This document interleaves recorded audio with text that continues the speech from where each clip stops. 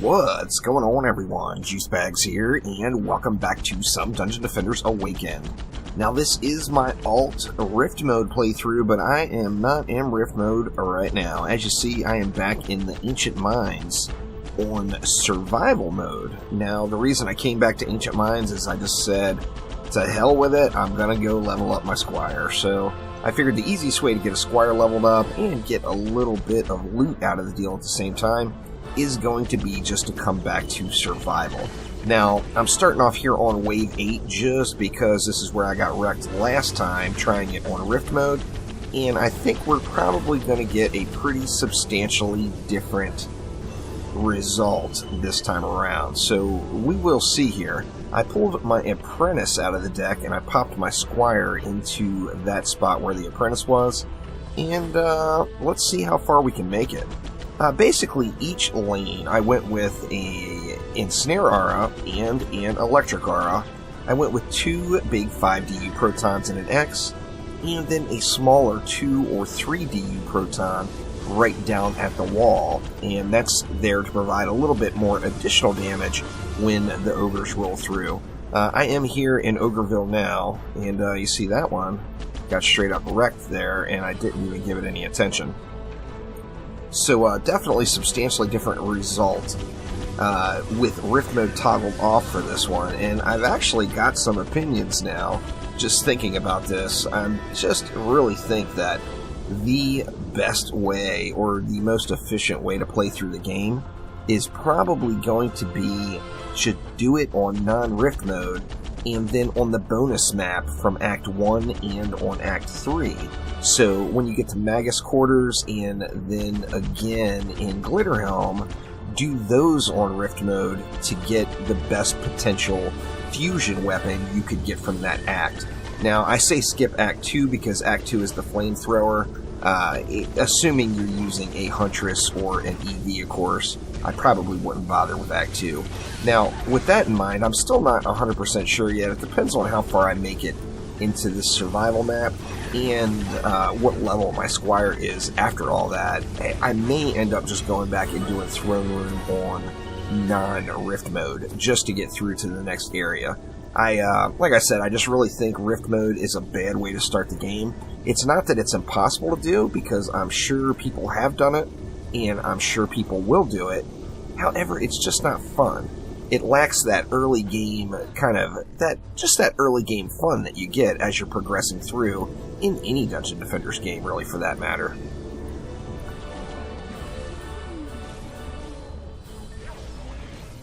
And sadly, this looks like it's gonna be it. Oh no! One shot. God dang. Yep, and there it is. Or no, he's still kicking. Thank God for no hardcore. I derped it and didn't catch this Ogre while it was inside of the Protons. Let's just keep walking them back. If I can get them all the way back here, then it's going to be a substantially different experience, but come on now, you can do it. You can do it, little Ogre. Get on up in these Protons. Oh, thank God. And there we go. Now I died. Is that going to burn him enough? Crap. The archers got me from behind here, but I've got him that way now.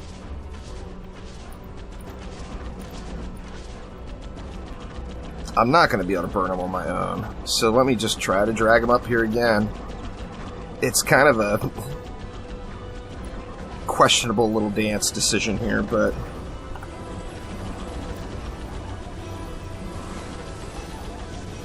he's almost there. God dang it. I thought I was going to be able to eat that snot ball, so I didn't bother jumping. When you're doing 700 damage and they got a bazillion health. Come on now. You don't want to go that way. You want to come this way, Mr. Ogre.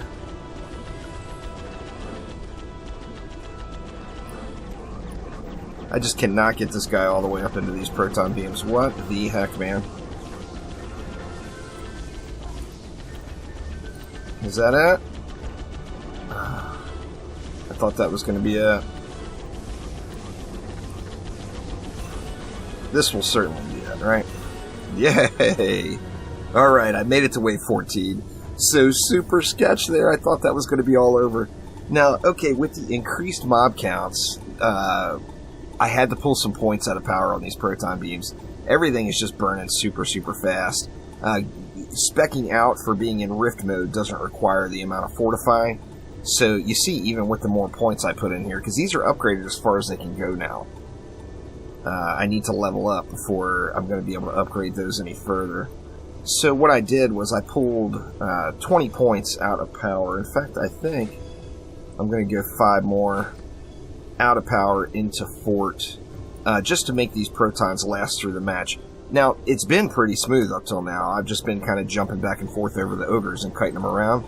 That was the first wave where I really had a challenge, and I just straight up didn't pay attention to the ogre until it was too late. Dance moves required for sketchy Wallace builds. Now, you know, I still think it's the right move not having the walls here, because remember, my goal is just to clear this wave. My goal is not necessarily to clear the map. Now I'm going to go as far as I can, but as long as I clear this wave, I'm going to be happy, and I really thought it was all over there on that one. That is for sure.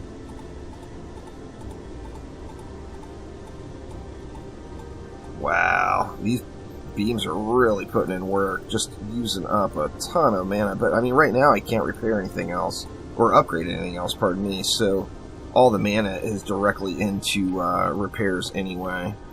Make sure I caught anything. If I miss anything at all, then I'm going to basically lose that defense this next wave.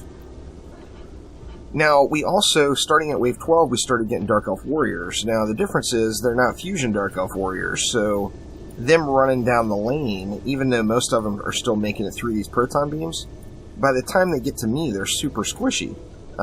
They've had a large chunk of their health burned away, so I'm able to actually deal with them then. So, I'm still starting off in the hidey hole, though. So basically, I start off up here, I wait for the ogres. The ogres are coming 2 at a time now, so, you know, trying to burn the first one out as fast as possible.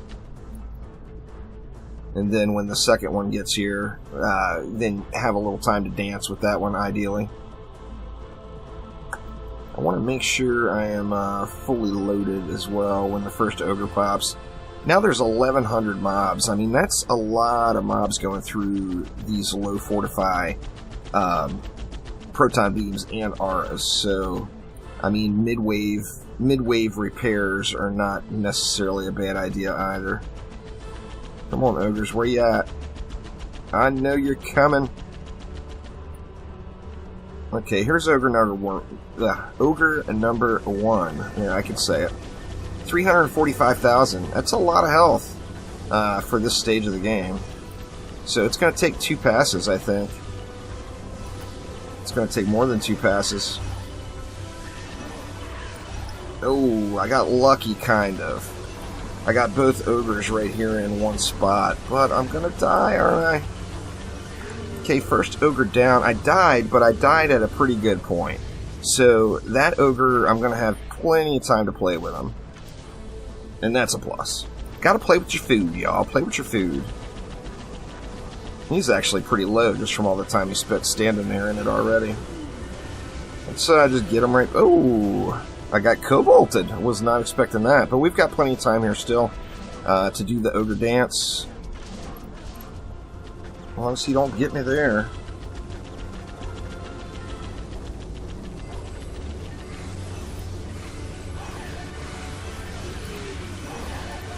I can just get him up in here, for God's sakes. I keep dying to the pack when I get that close.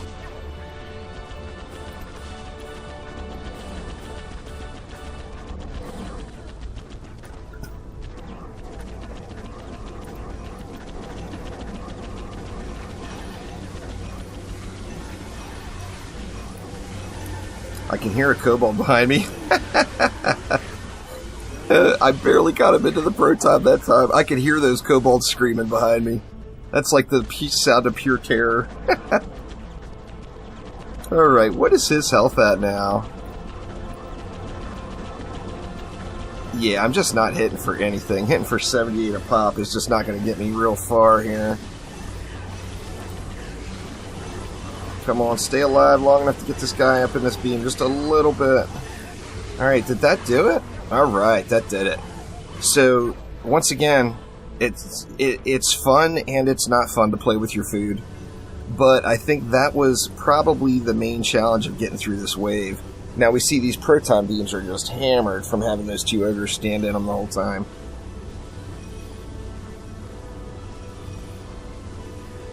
And that is the beauty of turning off the hardcore toggle.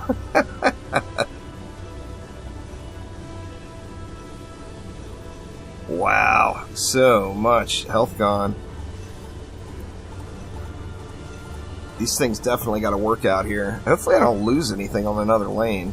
The R's and stuff have got to be getting pretty low in those other lanes.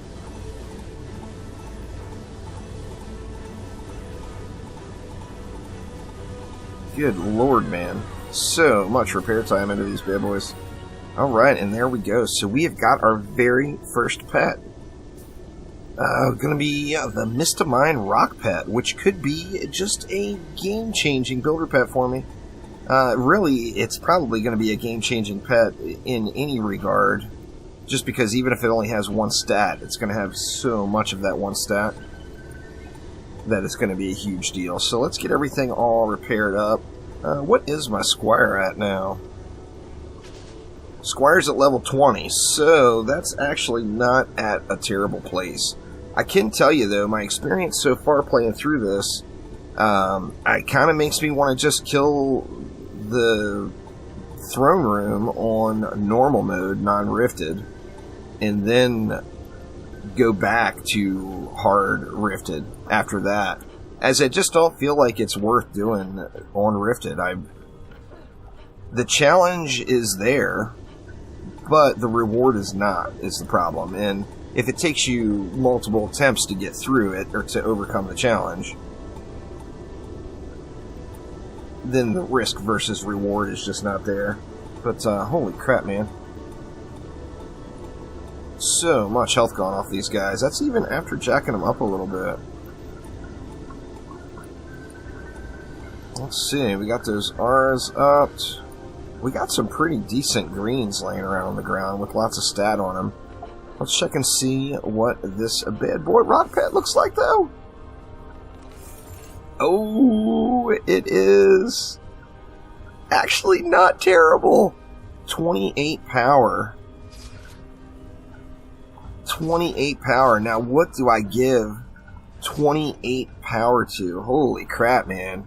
That's a big bump. That's like a 25% overall bump in my best geared hero stats.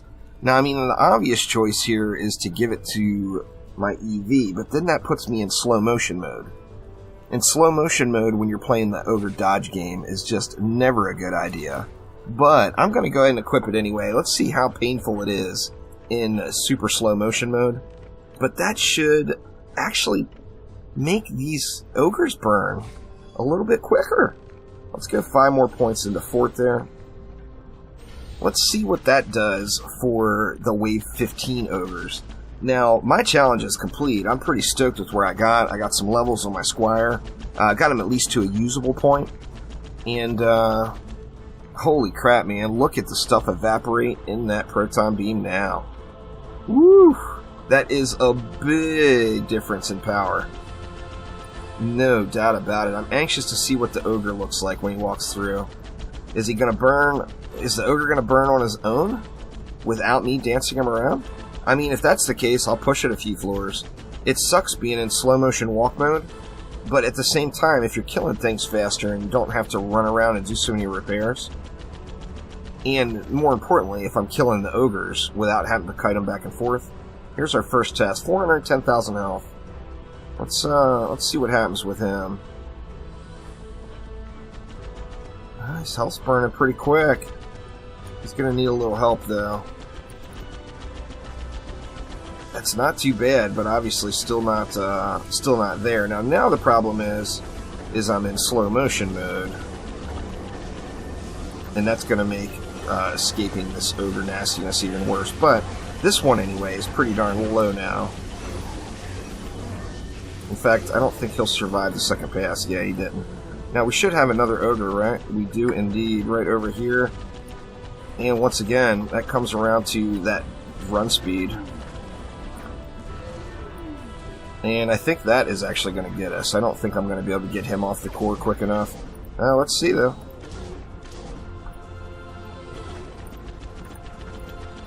Don't you throw your snot at me, Ogre. He's moving quicker than I am now. That's a problem. Actually made it a little easier to kite him, though, because I wasn't losing aggro on him so much. Oh, man. If I would have just thrown a heal there, I think I would have got him on that pass. But I think this might be salvaged here, though. As long as I can get past him again.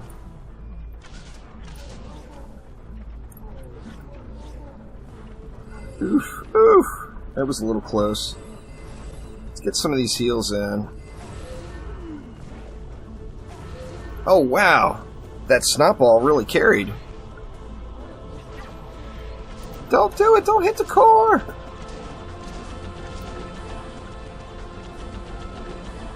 Man, no escaping some of these bugs, huh? Big old ogre bugs flying my way. This is just the most pathetic dance ever to have to do with these things. And then the snotballs burning 50% of your health. I mean, I guess I'm just expecting to be able to survive it when it's just not realistic. Need to do more side to side instead of trying to get it to go backwards. But yeah, anyway, this is the walk of shame, y'all. The walk of shame. When you have to kite your ogres back and forth because you just don't have enough damage output to do anything to them. I'm gonna die again here. Yep, but I think the ogre's dead, yeah. So there we go, we survived yet another wave. So let's push on forward to the end and see how far this thing will get me. And it's looking like this is it, y'all. I got double ogred. I got a little cheeky idea here on changing the build up a little bit. And it does not look like it paid off. Yeah, that's for sure. I'm sitting here thinking, man, these auras are these proton beams are so ridiculously strong. What if I just get rid of the electric aura and throw another proton beam in? I did that on each of the lanes, and although it did just completely decimate the packs, it just wasn't enough to burn through an ogre there. So I would have needed to add in a wall or something to stall the ogre for a minute or so there. But anyway, I did get my Squire up to level 21 now, which is quite usable. Now, like I said earlier, I'm not really sure. At this point, I think the smartest thing to do is to do the throne room on non-rift mode just to get through it and then switch back. However, let me know what you guys think down in the comments below. Hard rifted boss fights are quite brutal, there's no doubt, especially when you didn't prepare and bring all of your heroes leveled up along with your main four. But anyway, that will get it for now. Thanks an absolute ton, and I will see ya next time around.